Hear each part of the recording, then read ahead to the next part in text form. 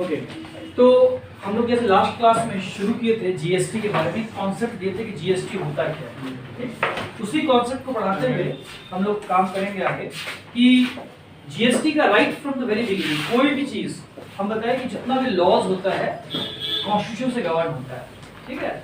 तो जो भी हम लोग नोट्स में लिखे हैं उस चीज को हम डिस्कस करते हुए आगे बढ़ेंगे। इंट्रोडक्टरी पार्ट में हम लोग बात करेंगे कि कॉन्स्टिट्यूशन में क्या किया गया और कैसे इसको लाया गया।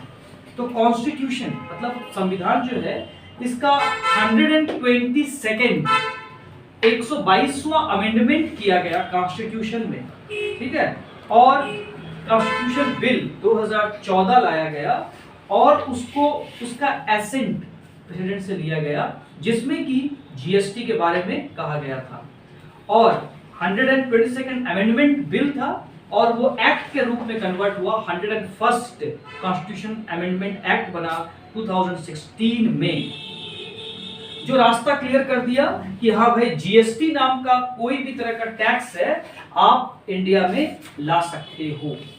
क्योंकि मैंने कहा कि कोई भी लॉ हमारे कंट्री में एप्लीकेबल होगा तो उसका सिस्टम होता है, अपने मन से कोई भी कुछ इंपोज नहीं कर सकता है। तो संविधान से ऊपर कोई नहीं है, तो संविधान के रास्ते से ही कोई भी चीज पास ऑन होगा। तो एक्ट बनने के पहले भी वो बिल का रूप लेता है और बिल जब पास हो जाता है पार्लियामेंट में तब वो एक्ट का रूप लेता है।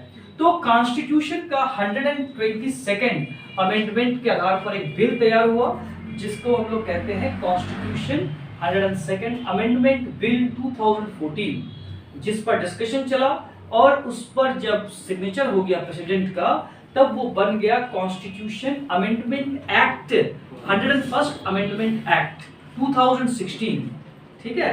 और ये जो प्रेसिडेंट का सिग्नेचर मिला था ये था 8 सितंबर 2016 को सिग्नेचर किए थे प्रेसिडेंट साहब, और उसके बाद से रास्ता साफ हो गया जीएसटी नाम का एक्ट को भारत में इंपोज करने के लिए, ठीक? नाउ इसको बाद में जो भी लाया गया ये अमेंडमेंट एक्ट के द्वारा, इसमें यही था कि जो भी पार्लियामेंट है जो एक्ट पास की है उसका पावर्स स्टेट को भी दिया जाएगा, क्योंकि हम लोग जानते हैं कि हम लोग फेडरल सिस्टम फॉलो करते हैं जहां powers are distributed among the centre and the state. तो क्वेश्चन ये अराइज हुआ कि भाई जो पार्लियामेंट में एक्ट पास करके जीएसटी लाया गया, क्या उसको स्टेट में पास कराने के लिए अलग से कोई एक्ट बनाना पड़ेगा? तो जवाब था कि नहीं, जो अमेंडमेंट एक्ट बना 101st अमेंडमेंट एक्ट, उसमें इस तरह की बात कही गई कि जो पावर्स सेंटर को दिया गया है पार्लियामेंट के द्वारा एक्ट या जीएसटी इंपोज करने के लिए, same powers will be conferred to the state legislatures. मतलब सरकार ने, पार्लियामेंट ने एक बार एक्ट पास करके सेंटर को और स्टेट को दोनों को ये पावर्स दे दिया कि आप गुड्स और सर्विसेज पर टैक्स इंपोज कर सकते हैं। अलग अलग एक्ट पास करने की आवश्यकता नहीं पड़ेगी, जबकि हम लोग जानते हैं कि स्टेट भी अलग से एक्ट पास कर सकता है as per the requirement of the law of land. मतलब उस स्टेट की जो रिक्वायरमेंट होगी उसके अकॉर्डिंगली लॉ पास किया जा सकता है। नाउ जैसे कि हम लोग कॉन्स्टिट्यूशन जब पढ़ते हैं ना तो उसमें सेक्शंस नहीं होता है, उसमें आर्टिकल्स होते हैं, अनुच्छेद जिसको बोलते हैं आर्टिकल्स। तो कॉन्स्टिट्यूशन का article number 246A, article number 246A power देता है पार्लियामेंट को as well as the state legislature to levy the GST. Levy मतलब होता है इंपोज करने के लिए, क्योंकि ये पावर जो दिया गया है पार्लियामेंट से, तो article 246A has given this power to impose GST by the centre as well as the state, ठीक है? नाउ हर स्टेट के पास ये अधिकार है कि, और सेंटर के पास, कि वो जीएसटी के नाम पर पैसा ले सकता है, और इसी के नाम पर आप देखते हैं सीजीएसटी, एसजीएसटी, आईजीएसटी और यूटीजीएसटी। सीजीएसटी, एसजीएसटी, आईजीएसटी और यूटीजीएसटी नाम का जो टैक्सेस है हमसे लिया जाएगा, जिसमें स्टेट और सेंटर दोनों का साथ होगा, मतलब दोनों ही टैक्स लेगा। जैसे सीजीएसटी का फुल फॉर्म क्या होता है? Central goods and service tax, इसका मतलब सेंट्रल गवर्नमेंट ले रही है। एसजीएसटी मतलब state goods and service tax, state government ले रही है। IGST integrated goods and service tax, जो सेंट्रल गवर्नमेंट लेगी, ठीक। और जो fourth one is the UTGST. UTGST का मतलब union territory goods and service tax. तो जो भी केंद्र शासित प्रदेश हैं, मीन सेंटर से जो गवर्न हो रहे हैं, है ना, यूनियन से गवर्न हो रहे हैं, यूनियन टेरिटरीज जो हैं, जो 8 इन नंबर्स हैं प्रेजेंटली, उनको भी, उनसे भी टैक्स लिया जाएगा और उसको नाम देंगे यूटीजीएसटी। क्लियर है बात? तो ये कहां से फ्लो कर रहा है पावर, ये आपको समझ में आना चाहिए। संविधान से पावर फ्लो कर रहा है to charge the tax. Now इसमें बहुत सारा चीज, जैसे कि हम लोग नॉर्मली क्या होता है कि इंपोर्ट एक्सपोर्ट पर अलग तरह से टैक्स लगता था, है ना। अब मतलब जीएसटी का प्रोविजंस को इंपोर्ट में भी एप्लीकेबल कर दिया गया है, ठीक है। जैसे कि अगर आप इंपोर्ट करते हैं तो उस केस में आईजीएसटी चार्ज किया जाएगा। The explanation to Article 269A of the Constitution of India provides that the import of goods or services will be deemed to be supply of goods or services or both in the course of interstate trade or commerce. In case of import of goods, IGST will be levied along with the basic custom duty. What I want to say कि ये जो GST का provisions कहाँ पर applicable होता है, जैसे आपने देखा सीजीएसटी, एसजीएसटी, आईजीएसटी, यूटीजीएसटी मैंने कहा, तो ये चार्ज कौन करता है? Central state.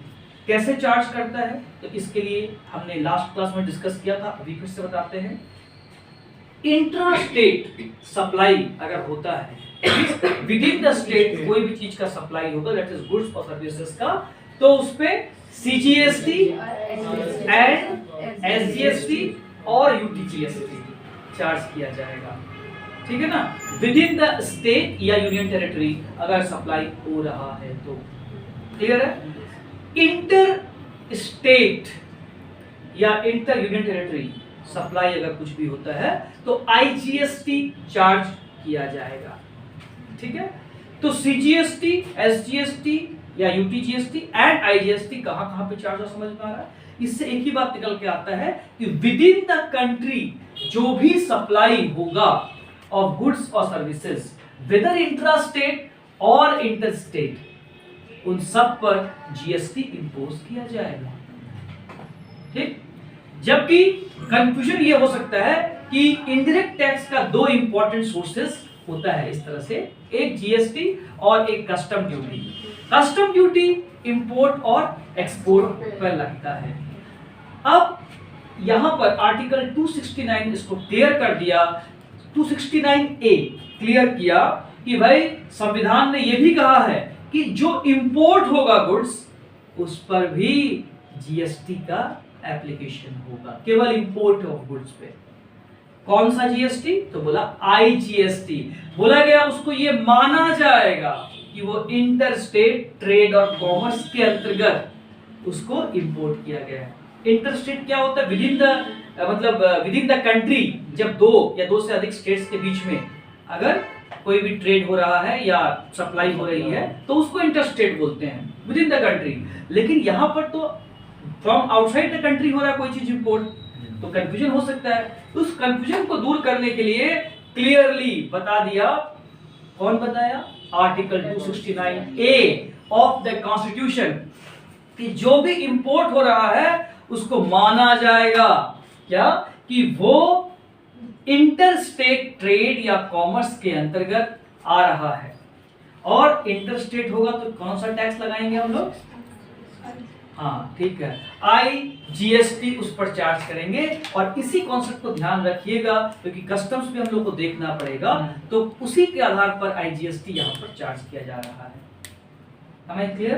तो बात क्या निकल कर आया कि जो संविधान लगा रहा है वो तो ठीक है सारा चीज, पावर कौन दिया टैक्स लगाने का with in the country? 246A, article 246 of the constitution has given the power to levy GST within the country in the form of CGST, SGST, UTGST or IGST, whereas article 269A of the constitution has said to deem the import of goods as in the course of interstate trade or commerce, and when it is deemed to be in the course of interstate trade or commerce, then IGST will be imposed.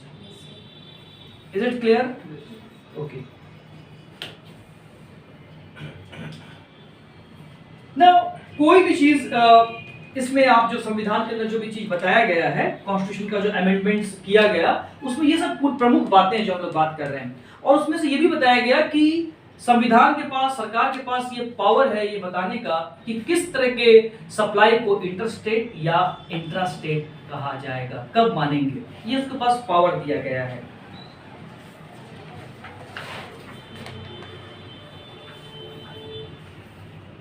The power to levy central excise duty on goods manufactured or produced in India is available in respect of following products.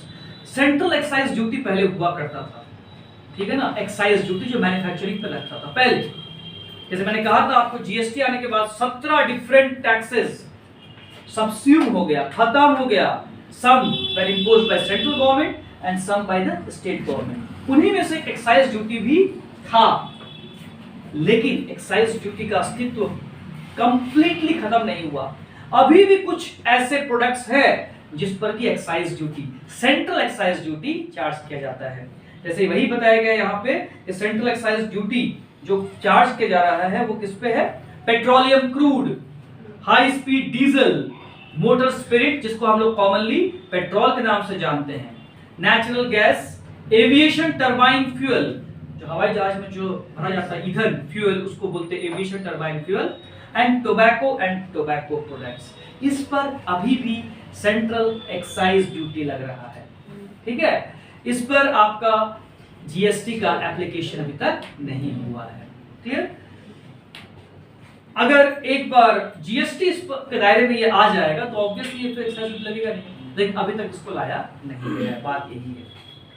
Now जो ये power है excise duty को impose करने का, ये central government ने दे दिया है किसको? स्टेट गवर्नमेंट्स को दे दिया है कि आप लोग अपने अपने राज्य में पेट्रोलियम प्रोडक्ट्स या पेट्रोल क्रूड जो भी आप बेचेंगे उस पर आप एक्साइज ड्यूटी के नाम पर चार्ज कर सकते हैं, नॉट जीएसटी। इसलिए ध्यान रखना है। तो इस तरह से क्या बात निकल कर आ रहा है, लास्ट जो कंक्लूजन है इंट्रोडक्टरी पार्ट में, इंट्रोडक्शन टू जीएसटी में लास्ट पॉइंट ये हो गया कि GST covers all the goods. GST के दायरे में सारे गुड्स आएंगे except alcoholic liquor for human consumption. It means no GST will be levied on alcoholic liquor for human consumption. Present system of state excise duty and sales tax on alcoholic liquor for human consumption will continue. मतलब petrol और petroleum products को दायरे में लाया नहीं गया है अभी, ठीक है, लेकिन ला सकता है कभी भी।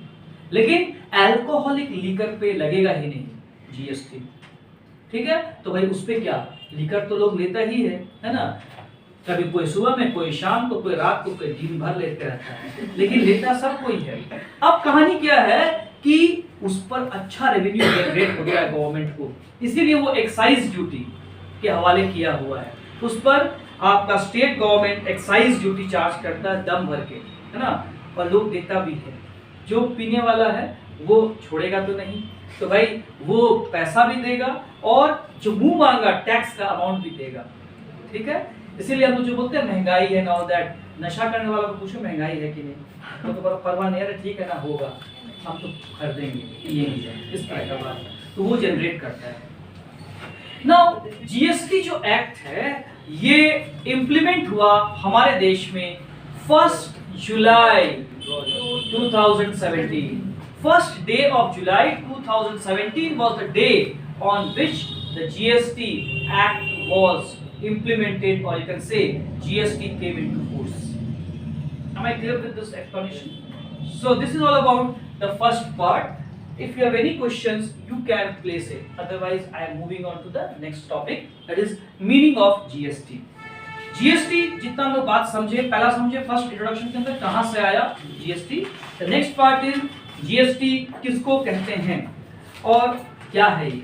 तो GST या goods and service tax means a tax on supply of goods or services और बोथ. ठीक है ना, गुड्स या सर्विसेज पे लगने वाला टैक्स को हम लोग, या दोनों पे लगने वाले टैक्स को गुड्स एंड सर्विस टैक्स या शॉर्ट में GST कहेंगे.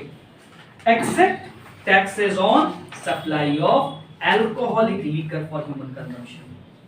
ठीक. Next, GST offers comprehensive and continuous chain of tax credit. Continuous chain of tax credit. I have explained you what is tax credit in the last class. All of you were there. ठीक है ना, कि आप जब goods को बेचते हैं, GST लेकर बेचते हैं उसको, तो जो खरीदता है उसके लिए वो GST का अमाउंट कहलाता है इनपुट GST. जो खरीदता है उसके लिए, सुन लास्ट क्लास में. अच्छा, जैसे मैंने कहा था कि अगर 100 रुपया का सामान है उस पर हम 10 रुपया GST देते हैं, GST के नाम से दिए, 110 रुपया में आप मान लीजिए A था, B को बेचा, तो B के लिए परचेज प्राइस क्या हुआ 110. तो उसमें वो परचेज को अलग कर देगा, GST का अमाउंट को अलग कर देगा. ये जो GST वो पे किया, कौन, B पेमेंट किया, इसको हम लोग इनपुट GST का नाम देते हैं. Input GST means the amount of GST paid on the input. Input क्या होता है बताएंगे. The amount of GST paid on the input is termed as the input GST. और इस पे ये वैल्यू एडिशन किया 100 रुपीस का, 200 रुपीस हुआ. मान लो GST का रेट 10% है, 20 रुपया चार्ज किया, 220 रुपया में फिर वो C नाम के कंज्यूमर को बेचेगा. समझ लीजिए बात को.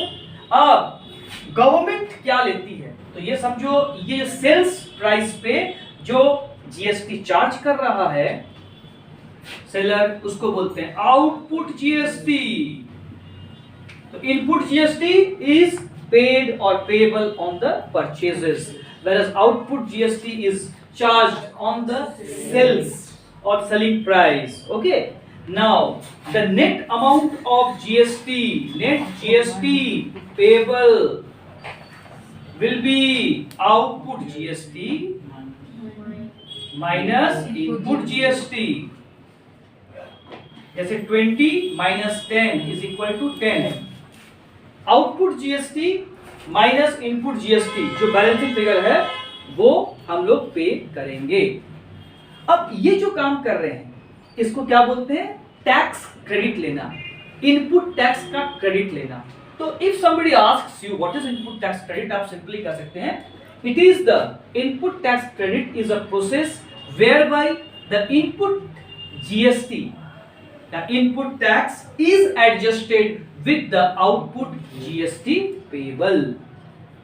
जो भी आउटपुट GST था, हमको इतना पेमेंट करना था, उसमें से जब इनपुट GST का एडजस्टमेंट कर दिए, the balance amount that is to be paid is the amount of GST.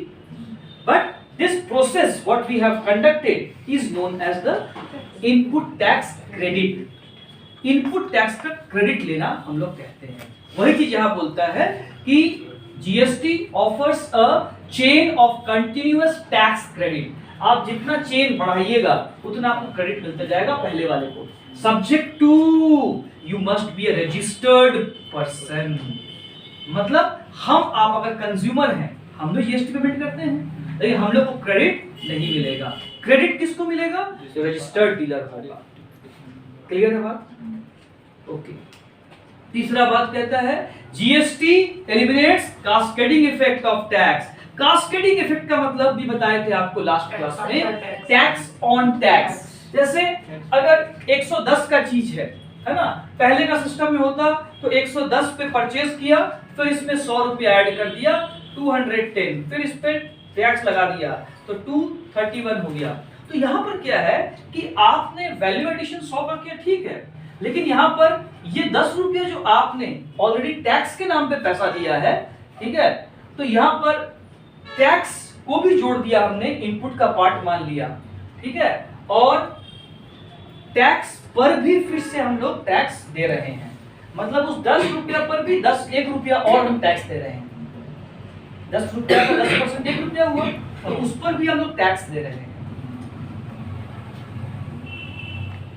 तो इस तरह का चीज जब करते हैं तो उसको हम लोग कास्केडिंग इफेक्ट कहते हैं, मींस टैक्स के ऊपर लगने वाला टैक्स, ठीक है।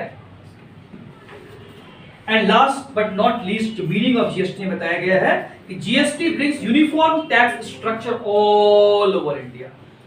उत्तर से दक्षिण तक, पूरब से पश्चिम तक, जिधर भी जाइएगा आपको एक चीज कॉमन मिलेगा, और वो है GST, one nation one tax, ठीक है ना।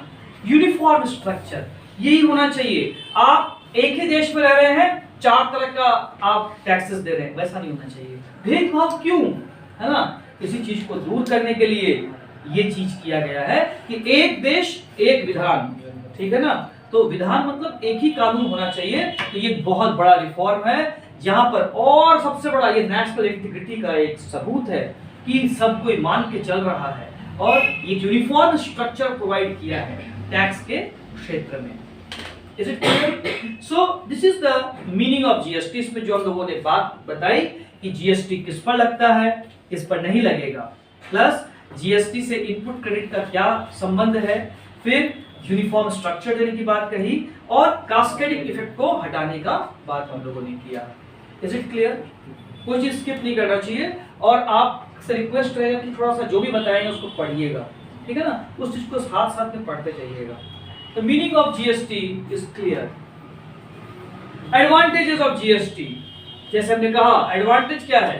First advantage is one nation one tax, ठीक, first advantage. Second, different indirect taxes जो होता था, वैट, सीएसटी, है ना, countervailing duties, special additional duties, है ना, ये सारा चीज को हटा के अब जीएसटी को लाया गया है। तो elimination of different taxes has also reduced the burden।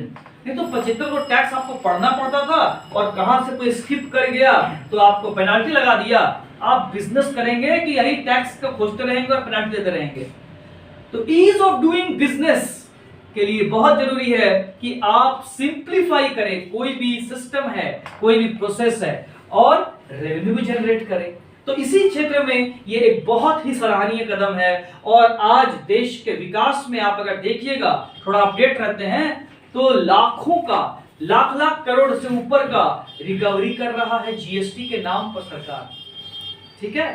पहले इसका हर नया चीज आता है उसका विरोध होता है, हर नया चीज, सिस्टम चेंज होगा तो विरोध होगा ही। लेकिन आप देखिए, आप उस विरोध के बाद का जो अच्छा पक्ष है उसको लोग कोई नहीं बता रहा है कि अब सब यूनिफॉर्मिटी है, टैक्स का कलेक्शन हो रहा है। पूरा जब विश्व के अंदर मंदी छा रहा है, हमारा देश आगे बढ़ रहा है। कैसे बढ़ रहा है? यही रिफॉर्म के कारण ही बढ़ रहा है। जीएसटी और इस प्रकार का जो कठोर रिफॉर्म लिया गया है, रिफॉर्म किया गया है पास्ट में, नतीजा उसका है कि आज हम लोग इस चीज से थोड़ा सा बचे हुए हैं। अगर आप उठा के देखिएगा, कभी देखिए विश्व का क्या स्थिति हो रहा है। विकसित देश में त्राहिमाम मचा हुआ है, क्या करेगा? कोई लड़ाई करने में बिजी है, किसी का इकोनॉमी, किसी का बड़ा बड़ा पुराना कंपनी, बैंक बंद हो जा रहा है, चाहे कहीं पे स्कैम्स हो रहा है, क्या हो रहा है, और उस केस में अपना कंट्री बचा हुआ है। ये इसमें इस तरह के रिफॉर्म्स जो हम लोग जो पढ़ रहे हैं उसका बहुत बड़ा योगदान है। ठीक, next thing is increase ease of doing business. आप देखिएगा या देखते हैं कि नहीं वो अलग बात है, हम बता देते हैं। जब 2013-14 के अंदर गवर्नमेंट जब आई थी, ये प्रेजेंट गवर्नमेंट, उस समय इंडिया का जो ईज ऑफ डूइंग बिजनेस में स्थान था वो लगभग 150 के लगभग या उससे ऊपर ही होगा। ठीक है, एग्जैक्टली हम नहीं बता पा रहे हैं। आज ये 50 के नजदीक पहुंच गया है, मतलब 50 से ऊपर होगा, 64 या 63 में ऐसा होगा। 64 था शायद, हमको यहाँ तक याद है, कोई बात नहीं, 67 होगा, है ना। तो कहने का मतलब है लगभग 100 स्थान का परिवर्तन हुआ है, तो क्या अपने आप हो गया? नहीं। बैठे बैठे कुछ नहीं होता है, आपको कुछ ना कुछ करना पड़ेगा, और इस रिफॉर्म का भी कंट्रीब्यूशन है इस चीज में। जैसे आपको पता होना चाहिए, मैंने पहले भी बताया है आपको कि डिफरेंट तरह का जो लॉज है, जैसे अगर आप बिजनेस करने का सोचते हैं ना, तो आपको डिफरेंट तरह का लॉज को कॉम्प्लाई करना होता है। इस लॉ में रजिस्ट्रेशन लीजिए, उस लॉ में लीजिए, कोई बात नहीं, लेंगे, काम करेंगे तो लेंगे भी, पैसा कमाएंगे, पैसा देंगे भी।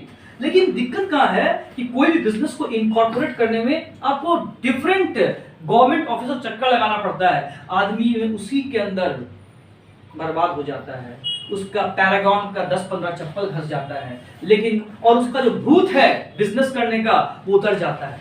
इस चीज को एसेस किया इस गवर्नमेंट ने और कहा कि नहीं भाई, तुम्हारे में अगर क्षमता है, तुम्हारे में अगर ऊर्जा है, तो तुम अपना बिजनेस खुद करो, स्टार्टअप्स लगाओ। मतलब कैसे लगाएंगे, बोल तो दिया, लगाओ, स्टार्टअप लगाओ। गवर्नमेंट ऑफिस के अंदर आपका बोलता है चाय पानी का पैसा दो, इसका पैसा दो, ऐसा बोलने से नहीं होगा, कुछ कीजिए तब जाके बात कीजिए। तो करप्शन जो है एक दिन में खत्म नहीं हो सकता है, ये बात मान के चलिए। कोई भी, जब सतयुग में राम थे तब रावण था, तब भी रावण था, तो आज तो कलयुग है, कहना ही नहीं है।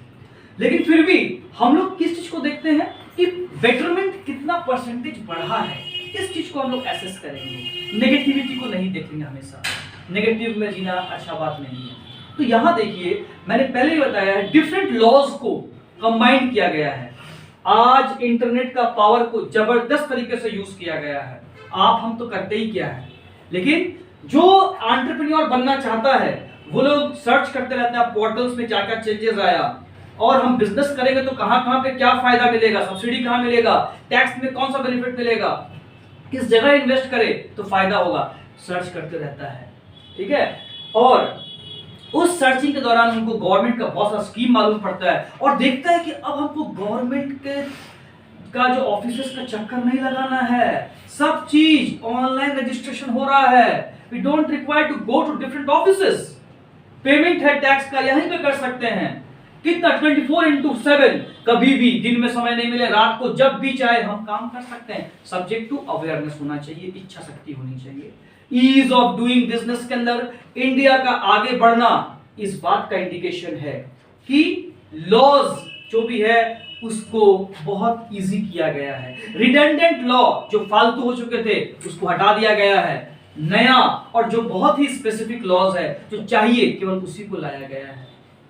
ठीक है, लेकिन awareness the most important thing is कि आज का युवा ऐसा नहीं कि सोया हुआ है, जगह है। आप देखिए स्टार्टअप्स जो बढ़ा है इंडिया के अंदर, आप देखिए इसमें गजब का इंक्रीमेंट हुआ है। वर्ल्ड सोचता है कैसे हो रहा है, अरे जनरेट एम्प्लॉयमेंट हो रहा है यहाँ पे। ठीक है, और जो यंग टैलेंट्स है वो लोग आ रहे हैं। आप देखिए क्रिप्टो करेंसी का स्थिति बहुत बुरा है अभी, लेकिन आप अगर थोड़ा सा सर्च कीजिएगा देखिएगा इसी क्रिप्टो करेंसी में पैसा लगाकर यंग जनरेशन, आपसे भी कम उम्र के लोग पैसा कमाए 2 साल के अंदर, उस पैसा को बिजनेस में लगाया स्टार्टअप्स में, और they are now providing employment to hundreds of peoples under them. तो बात हर चीज में संभावना होता है, संभावना खोजने की नजर आपको रखना पड़ेगा। You should be futuristic and optimistic, और इसी के कारण बोला गया है ईज ऑफ डूइंग बिजनेस बढ़ा है because of this reform also. Next is cost of production lower, obviously होगा। कैसे कि अगर देखिए जो मैंने आपको बताया कि 110 का चीज आप परचेस किए, कॉस्ट आपका 110 हुआ, अगर आपको ये क्रेडिट नहीं मिलता तो आप क्या पॉकेट से देते, क्या 10 रुपया नहीं ना, आप यही काम करते, आप ये 10 रुपया इसी में जोड़ देते कॉस्ट ऑफ प्रोडक्शन में। भरता कौन, तुम भरती, हम भरते, हमारे जैसे निर्दोष जनता भरती जो कंज्यूमर है। हम खाना छोड़ते नहीं, तो महंगा हो गया बोलते। अब क्या है कि ये टैक्स का एलिमेंट को जब हटा दिया गया है तो प्रोडक्शन कॉस्ट में वो चीज इंक्लूड नहीं हुआ है। ठीक है, तो उस केस के अंदर कॉस्ट ऑफ प्रोडक्शन भी कम हो जाएगा इन द फ्यूचर। तो कोई भी चीज को समय देना पड़ता है। ठीक, एक दूसरे के आज कोई लॉ लाए, हाँ कहाँ हुआ, अब बोल तो दिए, टाइम लगता है कोई भी चीज का। ठीक है ना, एक शिशु जन्म लेता है 9-10 महीना के बाद में। ठीक है ना, हम लोग भी मैट्रिक पास करते हैं 10 साल पढ़ने के बाद में, पढ़ जाते पास कर जाता, अच्छी बात है ना, बहुत कोई भी पास करता है। तो हर चीज में समय लगता है, कोई भी चीज एक दिन में नहीं होता है, कोई भी चीज। तो किसी चीज का तुरंत में परिणाम मत चाहिए कि भाई आज बैठे हैं कल हो जाएगा, ऐसा नहीं होता है। आप सराहना कीजिए कि कोई चीज पॉजिटिव दिशा की ओर ले जाया जा रहा है या नहीं। Next, it will boost export and manufacturing activity. कैसे एक्सपोर्ट को बूस्ट अप करेगा? कैसे? ऑब्वियसली जब आप ईज ऑफ डूइंग बिजनेस कर देंगे, ये टैक्सेस आप कम कर देंगे, एक ही टैक्स रखिएगा, झमेला कम रहेगा, लोगों का दिमाग चलेगा अरे देश में क्यों, विदेश में भी बेचते हैं हम, ग्लोबलाइजेशन का जमाना है और पैसा कमाना है, ये सब चीज दिमाग में आएगा और आप हल्ला नहीं कीजिएगा, आप केवल डेवलपमेंट की बात सोचिएगा, अपना डेवलपमेंट का बात सोचिएगा। और हर व्यक्ति जब अपना डेवलपमेंट करता है तो इन एंटायरिटी देश का डेवलपमेंट हो जाएगा। इसलिए देश के बारे में आप मत सोचिए, अपने बारे में सोचिए। यही चीज बोल रहा है कि आप अपना स्वरोजगार कीजिए और हम आपको बेनिफिट प्रोवाइड कर रहे हैं जीएसटी के रूप में। एक टैक्स लेकिन मानना है, आपको दिमाग लगाना है टैक्स के नाम पे। तो इसीलिए क्या होगा कि विद इन द कंट्री छोड़ के बाहर में भी लोग सप्लाई करना शुरू करेगा और इससे अल्टीमेटली देश का जीडीपी में उछाल आएगा। जीडीपी का ग्रोथ से ही आंका जाता है कौन कंट्री डेवलप्ड हो रहा है, कौन अंडर डेवलप्ड है, कौन डेवलपिंग स्टेज में है। समझ रहे हैं बात को? नाउ यहां तक कोई दिक्कत समझने में? Advantages. GST model in India, Bharat में जीएसटी। देखो जीएसटी ऐसा नहीं कि इंडिया पहला कंट्री लगा रहा है, ऐसा नहीं हो सकता, ठीक है? डिफरेंट कंट्रीज ऑलरेडी लगा चुकी है, ठीक? हमारा कंट्री कैनेडियन मॉडल फॉलो करता है। कैनेडियन मॉडल कहने का मतलब है डुअल सिस्टम ऑफ जीएसटी, जहां पर सेंट्रल और स्टेट दोनों जीएसटी लगाएगी, ठीक है? तो इसीलिए आप देखिएगा जो हमारा मॉडल अडॉप्ट किया गया है जिसमें सेंट्रल और स्टेट गवर्नमेंट दोनों ही जीएसटी इंपोज कर रही है। सीजीएसटी जो है ये सेंट्रल गवर्नमेंट इंपोज करती है और कलेक्शन भी करती है, ठीक है? और ये किस पे लगाया जाता है? इंट्रा स्टेट सप्लाई के अंदर, ठीक? सिमिलरली एसजीएसटी भी इसका हिस्सा है स्टेट गवर्नमेंट का, ठीक? वो भी इंट्रा स्टेट सप्लाई पे। आईजीएसटी इंपोज करती है सेंट्रल गवर्नमेंट और किसका हिस्सा है? उसमें हिस्सा बटेगा, स्टेट को भी मिलता है कुछ हिस्सा, ठीक है? एक कलेक्शन करेगी सेंट्रल गवर्नमेंट किस पे? इंटर स्टेट सप्लाई पे। देन आपका यूटीजीएसटी है, ये सेंट्रल कलेक्शन करती है और यहाँ पर जो है यूनियन टेरिटरी का भी हिस्सा रहेगा और सरकार का भी हिस्सा रहेगा, सेंट्रल गवर्नमेंट का। ओके, ऐसा दो यूनियन टेरिटरी है जिसका अपना स्टेट लेजिस्लेशन है, ठीक है? जैसे यूटी यूनियन टेरिटरी के अंदर कौन सा टैक्स लगता है? यूटीजीएसटी एंड सीजीएसटी लगेगा। लेकिन दो ऐसा यूनियन टेरिटरी है जिसका अपना स्टेट लेजिस्लेचर है। क्या आपको पता है इसके बारे में? दिल्ली एंड पुडुचेरी, पुडुचेरी है ना, दिल्ली एंड पुडुचेरी दो ऐसा यूनियन टेरिटरी है जिसका अपना स्टेट लेजिस्लेचर है। कहने का मतलब अगर विद इन दिल्ली कोई भी गुड्स आप सप्लाई करते हैं तो न केवल आप सीजीएसटी बल्कि एसजीएसटी चार्ज करेंगे। पुडुचेरी के अंदर भी यही होगा, ठीक है? लेकिन दिल्ली से पुडुचेरी के बीच में अगर सप्लाई हुआ तो कौन सा टैक्स आप लेंगे? दोनों यूनियन टेरिटरी है। पहला बात तो यूटीजीएसटी का बात ही नहीं आ रहा है क्योंकि दिल्ली और पुडुचेरी दोनों ही यूनियन टेरिटरी होने के बावजूद भी उसका अपना स्टेट लेजिस्लेचर है, ठीक है? तो उस केस में विद इन दिल्ली या विद इन पुडुचेरी अगर कोई चीज सेल हो रहा है तो इंट्रा स्टेट सप्लाई बोलेंगे और वहां पर सीजीएसटी और एसजीएसटी ही लेंगे। लेकिन अगर लद्दाख में आप बिजनेस कर रहे हैं और विद इन लद्दाख आप सप्लाई करते हैं कोई भी चीज का तो वहां पे क्या चार्ज होगा? CGST and UTGST, intra state supply. लेकिन लद्दाख और जम्मू कश्मीर में कोई चीज सप्लाई हुआ तो वो कैसा सप्लाई माना जाएगा? सप्लाई कैसा माना जाएगा? इंटर दोनों यूनियन टेरिटरी है ना। एक जैसे कि अगर हम झारखंड और बिहार में कोई चीज सप्लाई करेंगे, रांची और पटना में सप्लाई कर रहे हैं तो वो कैसा सप्लाई है? इंटर है ना भाई। तो आप जब दो स्टेट के बीच में सप्लाई होता है तो उसको इंटर बोलते हैं, तो दो यूनियन टेरिटरी के बीच में मतलब इंटर नहीं बोलिएगा, बोलना चाहिए, लगाना है आपको दिमाग। तो इंटर यूनियन टेरिटरी सप्लाई हो रहा है, और जहां पर भी इंटर सप्लाई होगा, इंटर वर्ड आ जाएगा, कौन सा टैक्स लगेगा? आवाज निकल क्यों नहीं रहा है? ओह खराब, ठीक है, खराब है। तो उस केस में आईजीएसटी लगेगा, ठीक है ना? आईजीएसटी। इंट्रा में सीजीएसटी, एसजीएसटी। यूनियन टेरिटरी के अंदर हुआ तो सीजीएसटी एंड यूटीजीएसटी, ठीक है ना? लेकिन दिल्ली और पुडुचेरी ऐसा यूनियन टेरिटरी है जिसका अपना स्टेट लेजिस्लेशन है, और वहां पर क्या होगा? सीजीएसटी और एसजीएसटी होगा विद इन, अगर दिल्ली या विद इन पुडुचेरी सप्लाई हो रहा है, उसको इंट्रा स्टेट सप्लाई कहेंगे। लेकिन मैंने कहा कि अगर दिल्ली और पुडुचेरी के बीच में अगर सप्लाई हो रहा है तो कौन सा जीएसटी लगेगा? आईजीएसटी लगेगा। दो अलग अलग यूनियन टेरिटरी के बीच में हो रहा है, तो हम क्या बोले? इंटर हो गया ना, तो आईजीएसटी। जहां इंटर हो गया वहां पर आईजीएसटी। कंफ्यूजन क्यों हो रहा है? इंटर, दिल्ली अलग है, पुडुचेरी अलग है, दो अलग है ना? रांची अलग है, पटना अलग है, रांची अलग, भुवनेश्वर अलग, ठीक है, रांची अलग, जयपुर अलग। तो ये सब जो हम बताए, रांची से पुडुचेरी या रांची से दिल्ली सप्लाई कर दी, सब इंटर में आ जाएगा। तो इंटर स्टेट हुआ, इंटर यूनियन टेरिटरी हुआ, जहां इंटर वर्ड आ जाएगा वहां आईजीएसटी चार्ज होगा, नॉट सीजीएसटी एंड एसजीएसटी। वो दोनों कहां लगेगा? बताओ कहां लगेगा वो दोनों? स्टेट के बदल में इंट्रा स्टेट। अच्छा वो विद इन द स्टेट होगा, तभी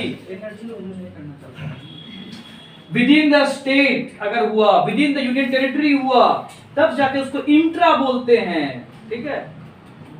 हाँ क्या? ठीक है, intra, intra with in the state, with in the union territory, with in मतलब उसके अंदर।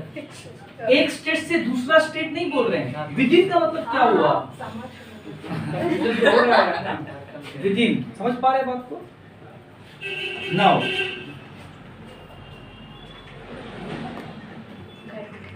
GSTN, that is the next point. हम लोग बात कर लिए जीएसटी मॉडल का, advantages of GST, meaning of GST, introduction to GST का। The next part is the GSTN, goods and service tax network, ठीक है?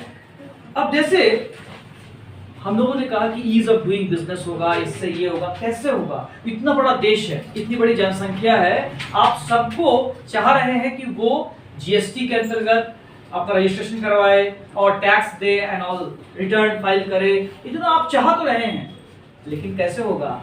तो 2014 को फिर याद कराएंगे, बार बार याद कराएंगे, 1000 बार याद करवाएंगे। जबकि गवर्नमेंट जो आया तो बोला, एक वर्ड पे बहुत ज्यादा एम्फेसिस किया था, आप लोग को पता नहीं होगा, आप लोग यूज करते हैं, सब मजा लेते हैं, लेकिन आपको पता नहीं होगा उस चीज का। किस बात का? डिजिटलाइजेशन का बात किया था। डिजिटलाइजेशन, डिजिटल होना चाहिए, डिजिटल इंडिया की बात, ठीक है? डिजिटल इंडिया की बात कही गई थी, और इसको बड़े बड़े उद्योगपति, इंडस्ट्रियलिस्ट ने हाथों हाथ लिया। सबने नहीं, अंबानी ने ले लिया, और जियो फ्री में दिया, मालूम होगा आपको, ठीक है ना?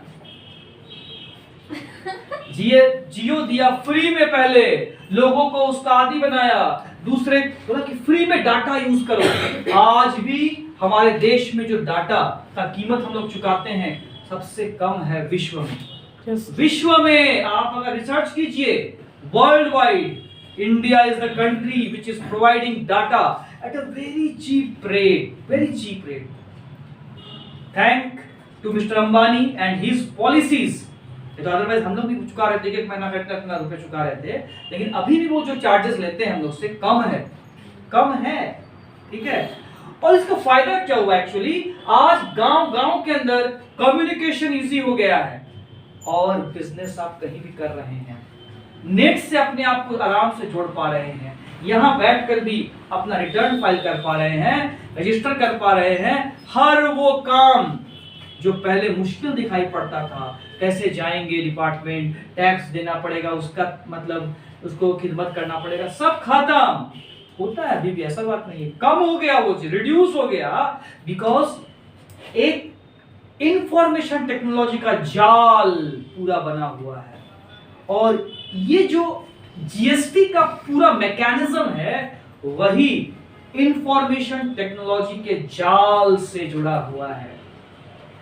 तो साल में इतने रिटर्न फाइल करना, टैक्स जमा करना, इतने लोगों का असेसमेंट करना मजाक बात है नहीं, लेकिन पूरे देश का बात है ना, पूरा देश का गवर्न हो रहा है। इसी के लिए एक नेटवर्क, एक नॉन प्रॉफिट मेकिंग कंपनी के रूप में इसको बनाया गया था पहले, goods and service tax network बोलकर, ठीक है। जीएसटीएन या goods and service tax network is a non government private limited company, technology backbone for GST in India. Technologically जो आप देखते हैं उसका ये रीढ़ का हड्डी है, ये कौन, GSTN. GST being a destination based tax, the interstate trade of goods and services would need a robust settlement mechanism among the states and the centers. This is possible only when there is a strong IT infrastructure and service backbone which enables capture, processing and exchange of information among the stakeholders. जैसे हमने कहा ना कि information का आदान प्रदान होता है, तो हर चीज तो बोल के नहीं बताया जा सकता। आजकल सब कुछ आप ऑनलाइन देख सकते हैं, सिंपल सा देखिए ना, जीएसटी का अगर आप थोड़ा सा इंटरेस्ट कीजिएगा, है ना, तो आप वेबसाइट में जाइए और सर्च कीजिए, आपको जीएसटी का नेटवर्क आएगा। रजिस्ट्रेशन से लेकर पेमेंट से लेकर जीएसटी के बारे में हर चीज आप जान सकते हैं, हर चीज सच इजी अब हो गया चीज को बैठकर। थोड़ा सा नॉलेज रखिएगा, आप कमाने का जरिया आपको मिल जाएगा, भटकना नहीं पड़ेगा कहीं पर भी। एक लैपटॉप खरीद लीजिए, वो भी इंस्टॉलमेंट में खरीद लीजिए ईएमआई में, है ना, और कमा के उसी से पैसा भरते जाइए। कहने का मतलब है खुद का स्वरोजगार तो आप बैठे बैठे भी कर सकते हैं। जीएसटी का रजिस्ट्रेशन करवा सकते हैं, उसका फॉर्म फिलअप करवा सकते हैं, रजिस्ट्रेशन से लेकर हर महीना आपको पैसा देना शुरू कर देगा वो, हर महीना। लेकिन आपका कम्युनिकेशन स्किल अच्छा होना चाहिए, आपको मेहनत करना पड़ेगा। इसको लोग प्रैक्टिस बोलते हैं ना, यही होता है। प्रैक्टिस में जैसे डॉक्टर का प्रैक्टिस चलता है वैसे ही प्रोफेशनल्स का प्रैक्टिस चलता है। तो चाहे कंपनी फॉर्मेशन का काम हो, सीएस का या जीएसटी का, ये सब हम लोग कर सकते हैं।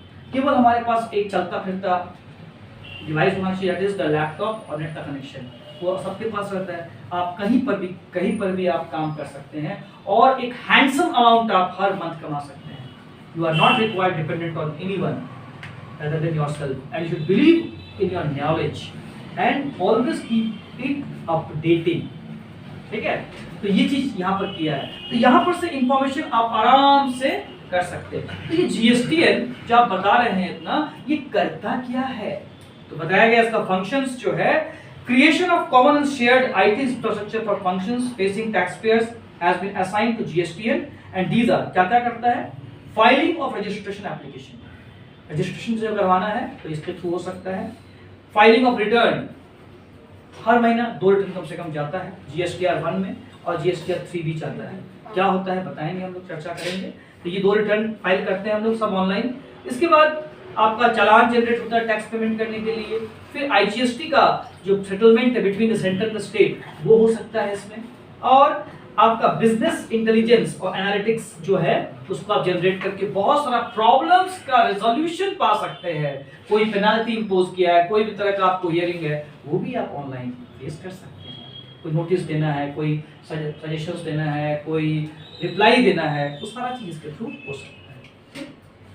नेक्स्ट, तो जीएसटीएन के बाद हम लोग आते हैं GST council and its function. Again an important thing, समझ पा रहे बात यहाँ तक।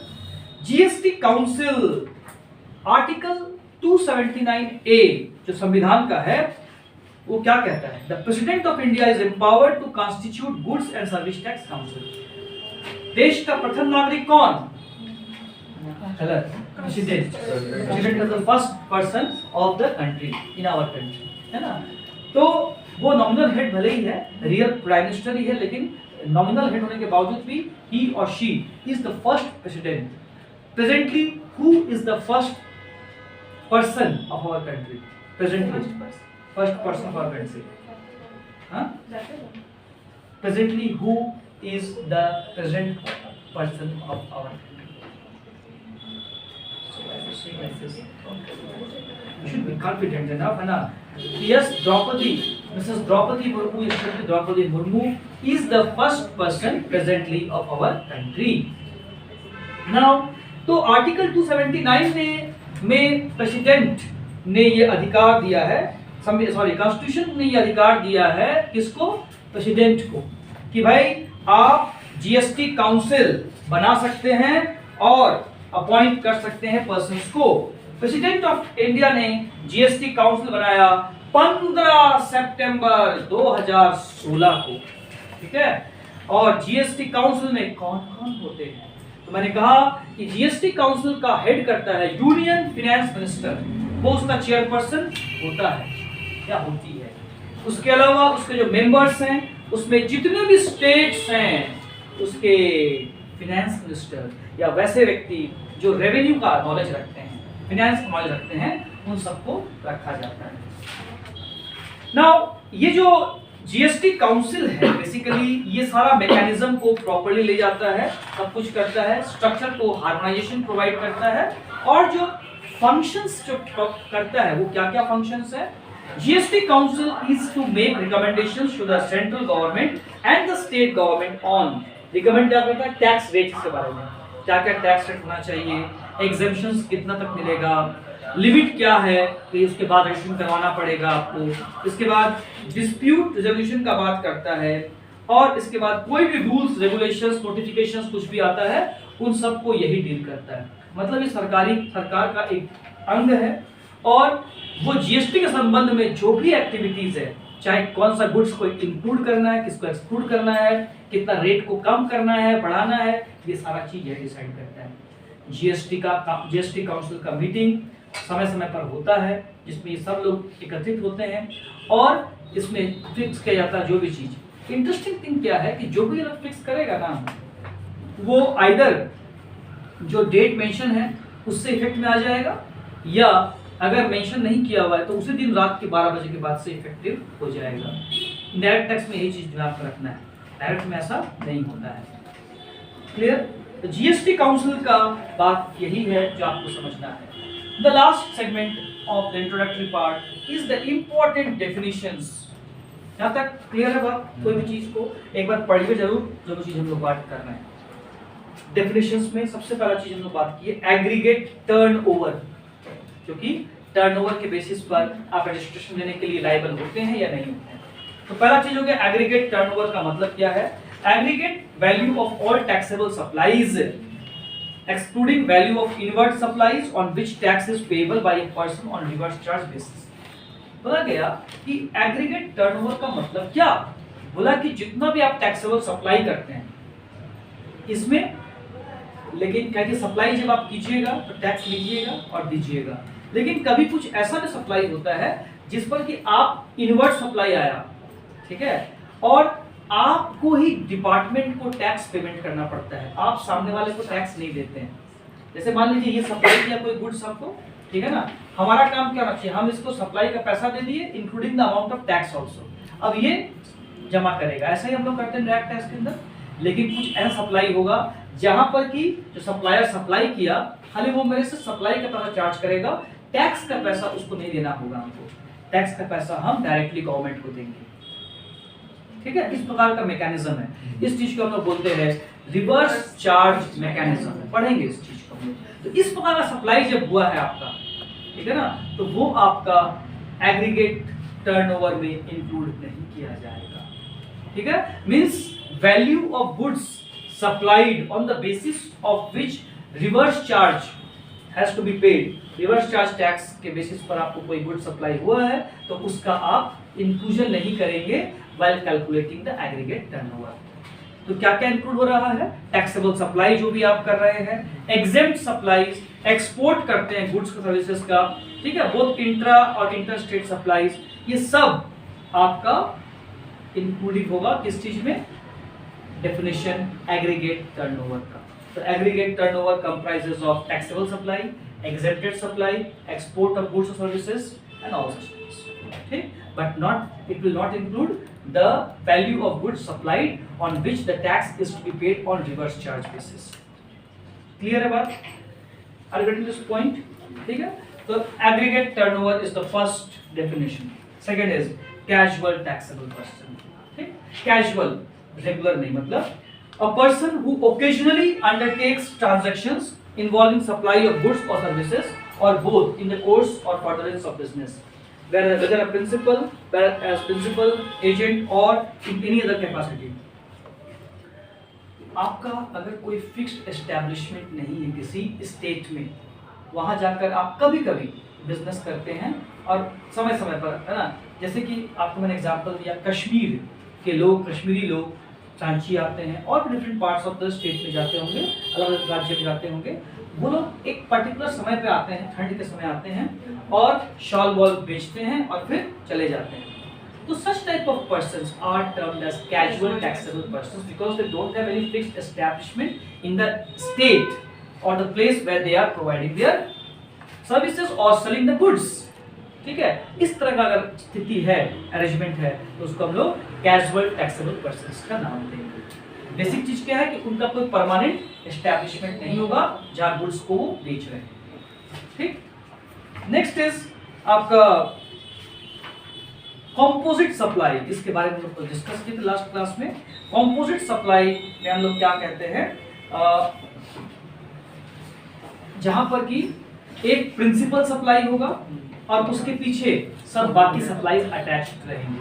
इसी चीज को जैसे हम एग्जांपल ये ट्रांसपोर्ट करने का है ना, गुड्स को ट्रांसपोर्ट करते हैं तो गुड्स मेन आइटम हो गया, उसका ट्रांसपोर्ट एजेंसी का सर्विसेज हायर किया हम लोगों ने, और इंश्योरेंस, तीनों मिलाकर कोई गुड्स आपका कहीं जा रहा है तो इसमें goods plus transport agency plus insurance company services, ये तीनों मिलाकर आपका सप्लाई होगा और उसको बोलेंगे composite supply. A supply made by a taxable person to a recipient consisting of two or more taxable supplies of goods or services or both or any combination thereof, which are naturally bundled and supplied in conjunction with each other in the ordinary course of business, one of which is principal supply। मतलब ऐसा आप bundle of supplies कर रहे हैं जो एक दूसरे पर डिपेंड है, जिसमें से एक ऐसा रहेगा जो प्रिंसिपल सप्लाई होगा। तो जब आप प्रिंसिपल सप्लाई की बात करते हैं तो प्रिंसिपल सप्लाई का मतलब भी समझ लेते साथ ही साथ कि प्रिंसिपल सप्लाई का मतलब क्या होता है, जो मैंने यहाँ पर लिखा होगा शायद, मैंने कहा प्रिंसिपल सप्लाई का मतलब भी हाँ, तो हम तो समझते हैं the supply of goods or services which constitutes the predominant element of a composite supply and to which any other supply forming part of that composite supply is ancillary। जैसे मैंने कहा कि हमको गुड्स को भेजना है different parts of the country में, उसके लिए मैंने ट्रांसपोर्ट कंपनी के सर्विसेज को लिया और इंश्योरेंस कंपनी का हमने सर्विसेज को लिया। तो यहाँ पर प्रिंसिपल आइटम क्या है, गुड्स, जिसको कि हम सप्लाई करना चाहते हैं। तो इस तरह का जो उसका प्रीडोमिनेंस है, हम केवल ट्रांसपोर्ट और इंश्योरेंस कंपनी को नहीं कर सकते क्योंकि वो एंसिलरी है, वो इन एडिशन वो हमारे गुड्स को दूसरे जगह पहुंचाने के लिए सहायक है, but they are not the predominant part of the supply. So composite supply में क्या होता है, इस प्रकार का बंडल ऑफ गुड्स सर्विसेज रहता है, दे फॉर्म है ना, where one item is a principal supply. And principal supply का मतलब क्या हुआ, ऐसा कोई भी एलिमेंट या गुड्स या सर्विसेज जो प्रीडोमिनेंट रहता है and the rest are ancillary to it, which are in addition to it. समझ पा रहे हैं? तो उसको हम लोग प्रिंसिपल सप्लाई का नाम देंगे।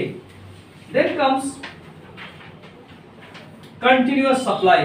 कंटिन्यूअस सप्लाई का मतलब क्या होता है कि आप सप्लाई रेगुलर कर रहे हैं, जैसे कि आप मान लो कोई अपार्टमेंट बन रहा है तो उसमें आप कोई भी गुड्स है, चाहे वो आयरन रॉड्स है या कोई भी ऐसा चीज है, सप्लाई कर रहे हैं, वो थ्रू आउट द ईयर चले जा रहा है, तो आप सप्लाई कर रहे हैं, एक बार में सप्लाई नहीं कर रहे, it is a regular activity. तो क्या कहता है उसका मतलब यहाँ पे, a supply of goods which is provided or agreed to be provided continuously or on recurrent basis under a contract whether or not by means of a wire, cable, pipeline or other conduit, and for which the supplier invoices the recipient on a regular or periodic basis and include supply of such goods as the government may subject to such conditions। मतलब इसमें एक तो चीज जैसे आप देखिएगा अभी बहुत सारा पेट्रोल है ना, ये नेचुरल गैस है, अभी तो क्या बोलते हैं एलपीजी गैस को भी पाइप से लाने का बात हो रहा है, मेट्रोज में आया भी है, तो इसका कंटिन्यूअस सप्लाई होता है, ठीक है। तो ऐसा सप्लायर जो कंटिन्यूअस बेसिस पे पाइपलाइन की मदद से या कोई भी वायर या जैसे केबल हम लोग देखते हैं वायर या केबल कोई भी तरह का चीज से कंटिन्यूअसली सप्लाई कर रहा है, ठीक है, तो रेसिपिएंट, तो उस प्रकार का सप्लाई को हम लोग कंटिन्यूअस सप्लाई का नाम देंगे। ये गुड्स में भी हो सकता है और सर्विसेज में भी हो सकता है। Then comes e commerce operator. E commerce operator का मतलब क्या होता है, जो इलेक्ट्रॉनिक फैसिलिटीज के आधार पर प्लेटफॉर्म प्रोवाइड करता है। Any person who owns, operates और मैनेजेस डिजिटल और इलेक्ट्रॉनिक फैसिलिटी और platform for electronic commerce. Electronic commerce, commerce का मतलब लेन देन कोई भी चीज का, और वहां पर इलेक्ट्रॉनिक माध्यम से अगर उस लेन देन को प्रोवाइड किया जाएगा, फैसिलिटेट किया जाएगा, तो उसको ई कॉमर्स हम लोग कहेंगे। तो जो भी ये प्लेटफॉर्म प्रोवाइड करता है, फ्लिपकार्ट है ना, और कौन कौन सा हो गया, OLX है, तो ये सब क्या वो प्लेटफॉर्म प्रोवाइड करता है आपको, जिसके माध्यम से आप अपने गुड्स को बेच सकते हैं, खरीद सकते हैं। तो these types of operators are termed as the e-commerce operator. Clear? Then comes fixed establishment, a place which is characterized by a sufficient degree of permanence. मतलब आप जब काम करते हैं तो आपका जैसे कि ये एक फिक्स एस्टैब्लिशमेंट है जहाँ पर हम आपको सर्विसेज प्रोवाइड करते हैं। ऐसे ही कोई भी अगर आदमी रोजगार करेगा तो उसको अपना एक जगह चाहिए जहाँ पर से कम्युनिकेशन हो सके। इसलिए देखिएगा जीएसटी में आगे जब बताएंगे तो रजिस्ट्रेशन जो होता है उसमें आपको एस्टैब्लिशमेंट बताना पड़ता है कि किस जगह पर आपका एस्टैब्लिशमेंट है। चलते फिरते आपका काम नहीं हो सकता है। तो ई कॉमर्स ऑपरेटर आपको समझ में आना चाहिए, फिक्स्ड एस्टैब्लिशमेंट आपको समझ में आना चाहिए। गुड्स का मतलब जितना तरह का मूवेबल आपका आर्टिकल्स या प्रॉपर्टी होगा, मनी को छोड़कर, मनी और सिक्योरिटीज को इंक्लूड नहीं किया गया है। लेकिन actionable claims, sales of goods act आप लोग पढ़े कभी होंगे, तो उसमें एक्शनेबल क्लेम को भी नहीं लेता है, लेकिन यहाँ पर एक्शनेबल क्लेम को लिया है। वहां मनी को भी लेता नहीं है, लेकिन यहाँ मनी को लिया है। तो बोलते नहीं, यहाँ मनी को यहाँ पर भी नहीं लिया है। Goods means every kind of movable property other than money and securities, but includes actionable claim, growing crops, grasses which are attached to the earth, land and forming part of it, which can be severed for the purpose of sale. ये definition sales of goods act में भी है। खाली एक चीज का इसमें हेरफेर किया है, एक्शनेबल क्लेम का, बाकी मोर और लेस सेम है। भारत का मतलब क्या होता है, तो भारत को डिफाइन किया गया है, इंडिया लिखे हैं क्या नाम? तो भारत जो है उसको आर्टिकल 1 में जगह दिया गया है। संविधान का आर्टिकल 1 में बताया गया है कि इंडिया का means its territorial waters, seabed and subsoil underline such. मतलब भारत का मतलब हुआ आपका जो भी लैंड मास जो है वो तो रहेगा ही, पानी के अंदर जो है पानी का 12 नॉटिकल माइल्स तक उसका एरिया, और कस्टम पर्पस देखते हैं 24 नॉटिकल माइल्स। नॉटिकल माइल्स मतलब होता है 1 नॉटिकल माइल बराबर 1.8513 किलोमीटर, ठीक है। तो पानी का दायरा मतलब यहाँ तक, जैसे अगर आपने फिल्म देखी होगी राम सेतु फिल्म, देखा है आपने? देखिए हैं, यही गलत है। उसमें किस लिए बता रहे हैं, कोरिलेट करने के लिए कि जब वो नीचे जा रहा है पत्थर खोजने के लिए, तो उसको मना करता है कि वो श्रीलंका का बॉर्डर आ जाता है कि भाई इस पानी तक ही हमारा बॉर्डर है, इससे पास कर जाओगे आप तो फिर श्रीलंका आ जाएगा, तो वहां पर हमारा फिर अख्तियार नहीं है, वहां पकड़े जाओगे तो समझोगे भाई।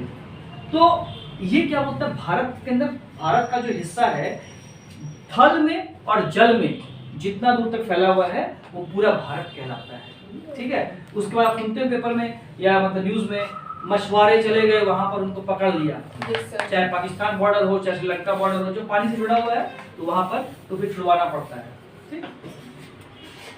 नेक्स्ट इज इनपुट टैक्स के बारे में आपको मैंने बता दिया इस तरह से। इनपुट टैक्स मतलब tax which is paid on the inputs or the purchases of the goods, ठीक है, और services. It can be in the form of CGST, SGST, IGST, UTGST, किसी फॉर्म में भी हो सकता है, ठीक।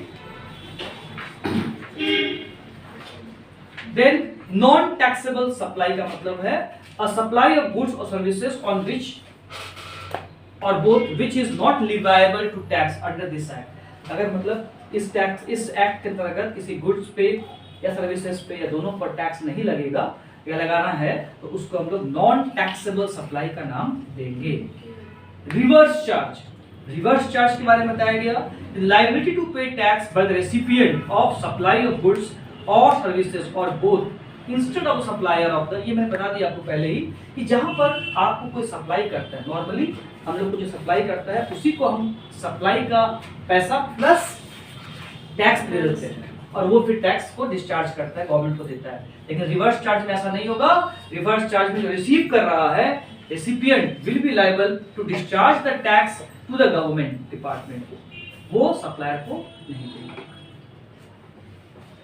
Service, anything other than goods, money and securities but includes activities relating to the use of money, मतलब कोई भी एक्टिविटीज जो गुड्स नहीं हो, सिक्योरिटीज नहीं हो, है ना, लेकिन कोई एक्टिविटी हो जहां पर कि आप कन्वर्ट कर रहे हैं कोई भी एक्टिविटी को और मनी कमा रहे हैं उससे।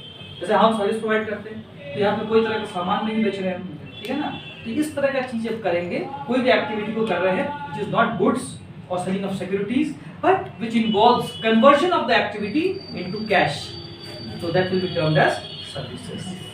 ठीक है, anything else is remaining? I think I have covered non-taxable supply, reverse charge, services। Taxable person, a person who is registered or liable to be registered under section 22 or section 24। section 22 में बोलता है registration required if turnover exceeds threshold limit। हम लोग बात करेंगे अगर threshold limit से अधिक हो गया आपका टर्नओवर तो आपको रजिस्ट्रेशन लेना पड़ेगा। सेक्शन 22 में उस तरह के व्यक्ति को हम लोग टैक्सेबल पर्सन बोलेंगे। या फिर सेक्शन 24 में कंपल्सरी, आपका लिमिट से कोई मतलब नहीं है ना, you will be required to take registration in spite or irrespective of the fact whether your limit exceeds or not. This is all about taxable person. I think last is taxable supply, a supply of goods or services or both which is liable to tax। कोई भी supply चाहे goods का हो, services का हो, जिस पर tax impose किया जाना है उसको हम लोग टैक्सेबल सप्लाई का नाम देंगे। That's all as far the introductory part is concern. ठीक है।